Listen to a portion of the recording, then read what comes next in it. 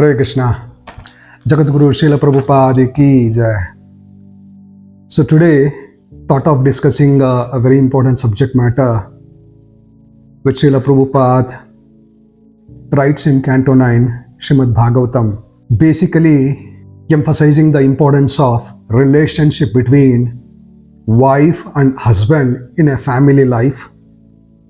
How, if they are cordial, divorce can be avoided because so-called divorce is non-Vedic by nature. We all heard about Vaivashvata Manu, who is one of the glorious Manu, celebrated Manu. And this Vaivashvata Manu, Srila Prabhupada records in Bhagavatam saying that he had very many sons. In fact, he mentions 10 sons. Ikshvaku is supposed to be one of the sons. And another thing is, all the 10 sons were extremely religious, were exactly like his father, it seems, like Manu, Vaivashvata Manu. So wonderful children. Maharaja Ikshvaku was one of the child. Kavi was one of the son of Manu. Kurusa, Drishta, Satya, Sravat. There are so many sons like that. Bhagavatam also says, apart from the names of the sons of Vaivashvata Manu I mentioned already, there was another son was also there whose name was Saryati. Bhagavatam mentioned his name was Saryati. He was also said to be a very celebrated ruler, son of Manu, and he is said to be such a person who was completely aware of Vedic knowledge. And Prabhupada says, this Saryati, the son of Manu, he had a very beautiful lotus-eyed daughter by named Sukanya, with whom Saryati once went to the forest to see the ashram of Chavana Muni. So naturally, Sukanya was surrounded by her friends. When they were in the forest, they were happy collecting the fruits and flowers. Because there will be a lot of trees, they were happy collecting various fruits and flowers. And when she was moving around like that, Sukanya, she saw within the hole of an earthworm, there were two things glowing like luminaries.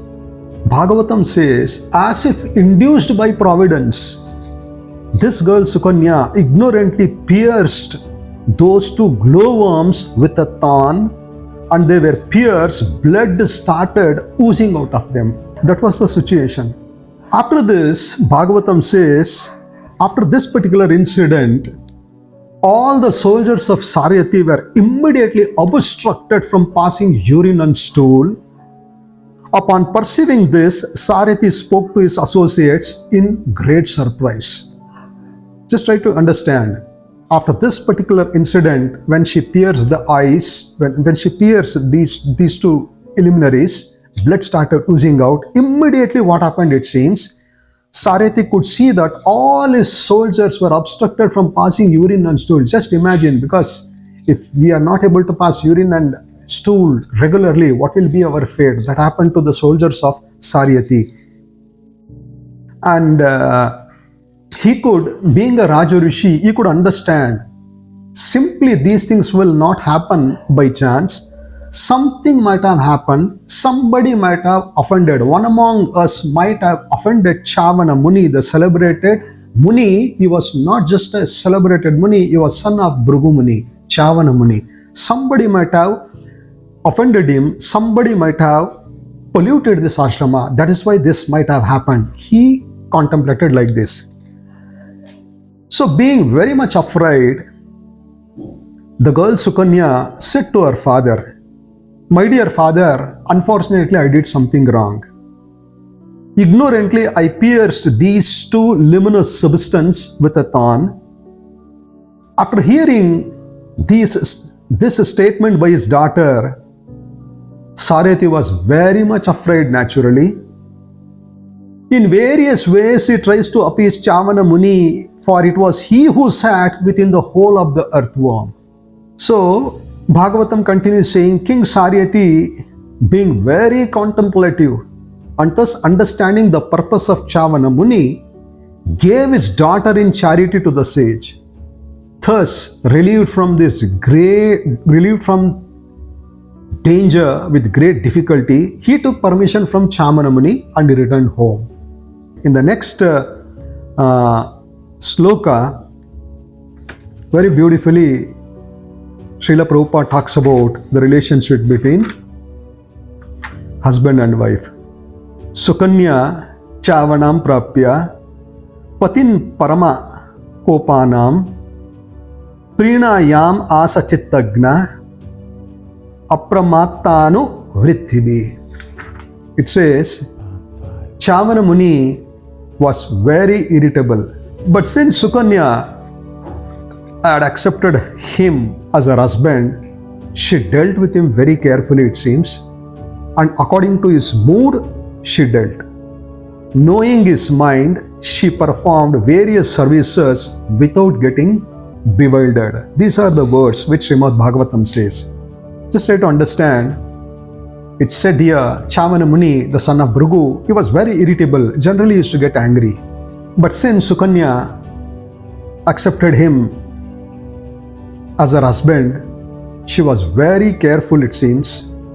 According to the mood, according to the mind, according to the situation, she used to deal with her husband, perform the services without getting bewildered. Point to be understood here is, Sukanya did not exhibited such a glorious attributes or a characteristics of a woman just like that. She was indeed trained by her father Saryati, her mother, and she was groomed properly. That is why she could exhibit such a nature. Prabhupada in the purport, he gives a magnificent explanations. He says this is an indication of relationship between husband and wife.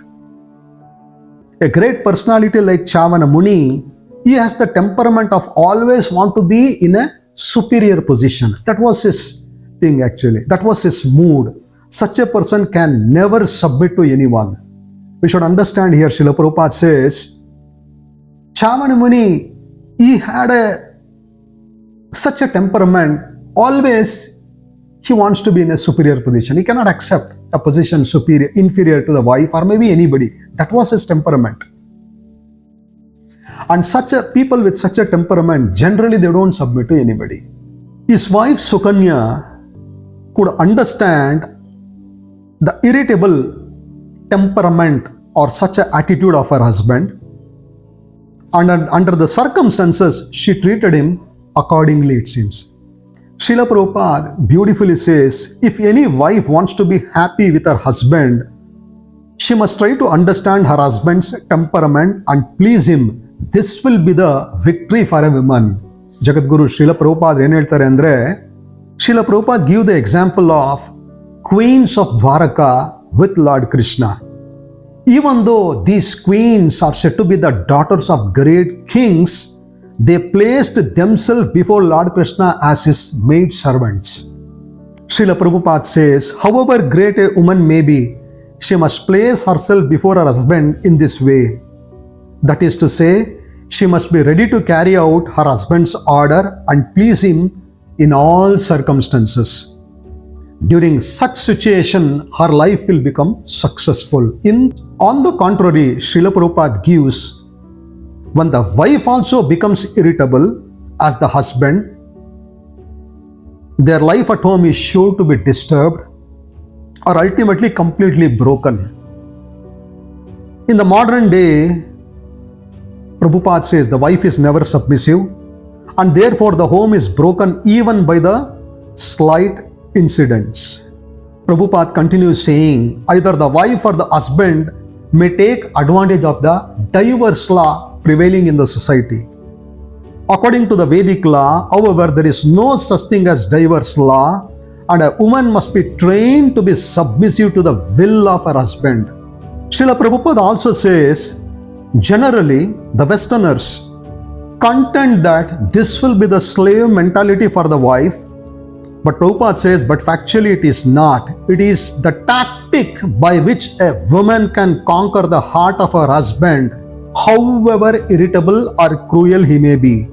ಇನ್ನೂ ಒಂದೇನಂದ್ರೆ, Srila Prabhupada says, look at the situation. Chavan Muni was not a young rishi. He was very old, very old. Indeed, he was old enough to be Sukanya's grandfather. Not only he was very old, he was very irritable by nature. Sukanya, the beautiful young daughter of King Saryati, submitted herself to her old husband and tried to please him in all respects. Therefore, she was faithful and a chaste wife. Just to summarize this beautiful verse from Bhagavatam and the commentary from Jagadguru Srila Prabhupada, how glorious the family can be if the wife cooperates with the husband without thinking of so-called diverse laws. And in fact, by exhibiting such characteristics, she can be victorious. She is glorified as faithful and a chaste wife. Jagadguru Srila Prabhupada ki Jai. Hare Krishna.